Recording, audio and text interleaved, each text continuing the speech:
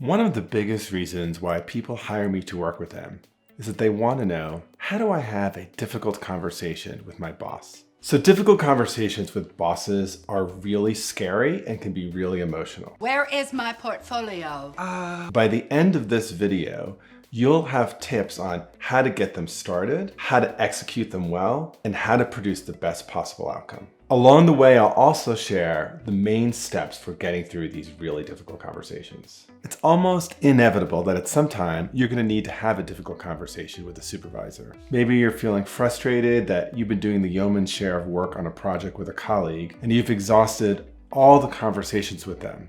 And so now you need to talk to the boss. Or maybe you're overworked and need a break, or you deserve a promotion, or you just accepted a job with a manager in another department in the same company. Whatever the context is, if you're stuck and you don't know where to start or what to do, this video is for you.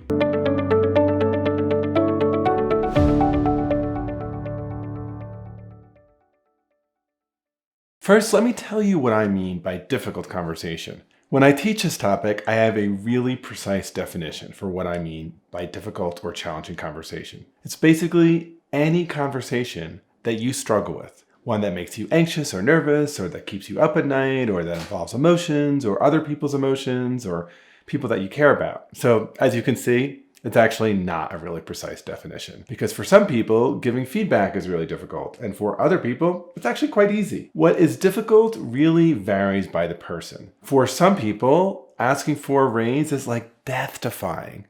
Others are like, I deserve this, I'm just gonna ask. I'm Bob Bordone. I'm a senior fellow at Harvard Law School and the founder and former director of Harvard Law School's Negotiation and Mediation clinical program. I've written and coached people on difficult conversations for more than 20 years, and I also founded and am principal of the Cambridge Negotiation Institute. The first step to having the conversation with your boss is making the commitment to yourself that it's worth it. So often when I'm working with a client on this, they're stuck in paralysis. On some level, they know they want to raise a conversation. That's why they reach out to me in the first place. On the other hand, they kind of don't want to, which is why their issue has lingered and sometimes gotten worse with time. Okay, this shouldn't be so hard. So here's a way for you to get the resolve you need. First, write out all the fears and worries you have about having the conversation. It might be things like, it's going to go badly, it'll hurt their feelings, or it'll hurt my feelings, or it's just going to get worse, or, I'm going to cry, or they're going to cry, or the relationship will be ruined. Whatever the list is for you, write that out. Here's what you do. But then, I want you to write out all of the possible costs of avoiding the conversation. So that might be things like, things will get worse, I'll still feel upset, it'll ruin the relationship. So just this simple exercise often helps you realize that the costs of avoiding are almost as bad and sometimes worse than the fears of having the conversation. But doing this actually helps you identify what your opening lines to the conversation might be. Because so often what's stopping us from having the conversation is that we're feeling ambivalent about it in the first place. We think it's important, and we're worried and we're anxious and afraid. But that's actually a great way to start the conversation by stating that up front. It's both honest and transparent, and it actually kind of creates a different kind of energy. It demands a different kind of response from your boss. So your opening lines might be something like, Dear Mr. Boss, I wanted to raise this issue with you. It's been on my mind. And on the one hand, it feels challenging and worrisome, and I worry it'll hurt our relationship or that one of us might get emotional. At the same time, I know if I don't raise it, I'll still feel really badly about this. And I know the situation won't be able to improve because I'll never have shared my thoughts with you on it. So this is a really nice opening because it's hard for a boss to say like, well, I just don't want to hear about it. And even if your boss is feeling anxious in that moment, they're likely to say something like, okay, like if it's on your mind, let's talk about it. But if they do sit there silently with a stony face, ask for permission. Say something like, so would it be okay for us to discuss this? And is this a good time? Asking for permission actually makes a really big difference. If they say yes, they'll probably extend you at least a few sentences uninterrupted. And if they don't, you can remind them that they just said, this is a good time. And if they say it's not a good time, then it gives you a chance to ask them when will be a good time. So springing the conversation on them is like the worst thing to do. So many people try to spring the conversation because they're so anxious and they're like doing it at a moment when the boss just isn't ready. So next, once you have the permission, you have to actually raise the issue itself. So let me give you a few specific pointers on this. First, be direct. State the issue clearly and confidently. Don't back in some passive-aggressive way by saying something like, well, how do you think the team dynamic is going? The reality is like the subtext is, I think it's going poorly. So just say that, right? Just say, I'd like to talk about my experience of the team dynamic and then get your viewpoints. Second, always frame your assertions as your impressions or how you see it and not as the truth. So if you say something like, the team dynamic here is awful, that is very unlikely to help, even if it is in fact true. But saying something like, I've noticed a number of aspects of the team dynamics that have me worried and concerned about the health of the team, that is much easier to hear. And it leads to the next point. Once you share your conclusion, be sure to share what you observed that led to that conclusion in some specificity. For example, you might say, let me share a few examples of where I'm getting this worry from, and then get your reaction. How does that sound? Again, asking for permission makes it actually harder for them to say no. And giving specific examples puts some flesh on your concern. You might end up saying, I've noticed over the past few months when it's time for celebrating each other in our weekly meeting, it's practically silent. And I've also noticed that virtually every time I bring up an idea, David criticizes it without ever asking a question.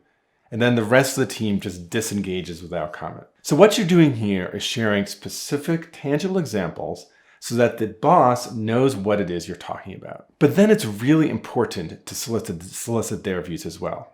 So you might say something like, I'm curious what your reaction is to this and how you've been seeing these interactions. Perhaps that they end up hearing your view and saying something like, I never thought about that. Like, you might be right. Or they might hear you and say, I hear what you're saying, but I kind of see it differently for these reasons. If they do that, here is a critical moment, because it's a moment where you might just say thanks and then drop the issue and move on.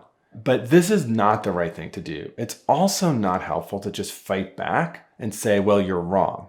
Neither of those are the ways to proceed in a difficult conversation. I think we should go get something to eat, because when you're eating, you can't be talking to me, okay? Instead, you should say something like, and then you might engage in some active listening. So you might ask them some open-ended questions about their perspective. Why do you see it this way? Or what's your reaction to this? What's good about this is that it keeps the conversation going, puts the notion of persuasion aside, right? You may say something like, well, it sounds as if we see things differently. And in light of our different views, how do you think we can move forward in a way that honors each of our perspectives and also maximizes our ability to work well with each other? So here we're not fighting with each other, but we're not just dropping it either. What you want to do is avoid a fruitless conversation where you'll never see eye to eye anyway.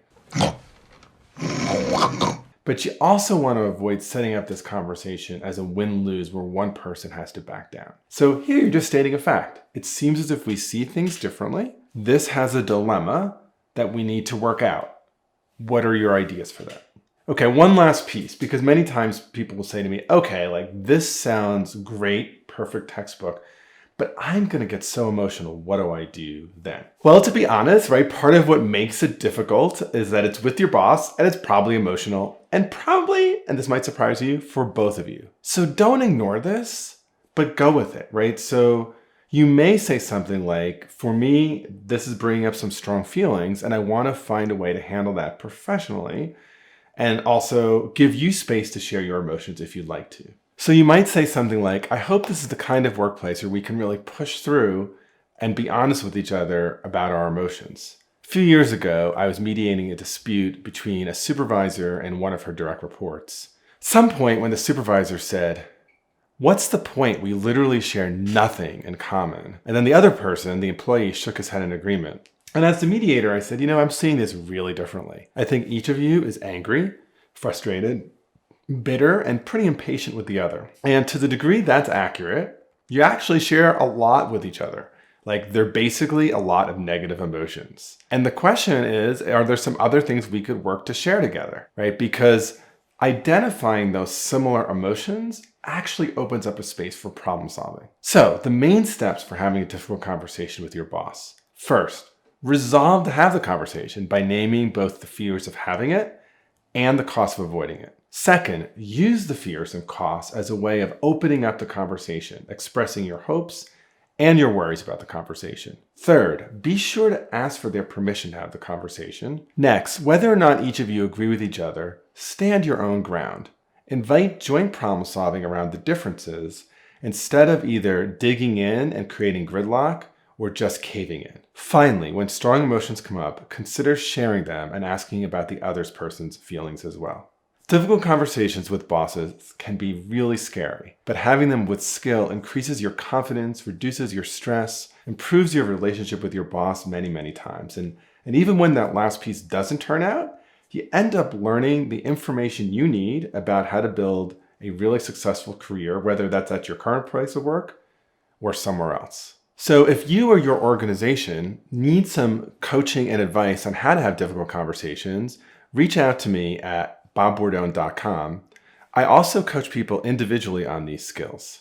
And if you want to hear more content like this, definitely stick around and keep watching.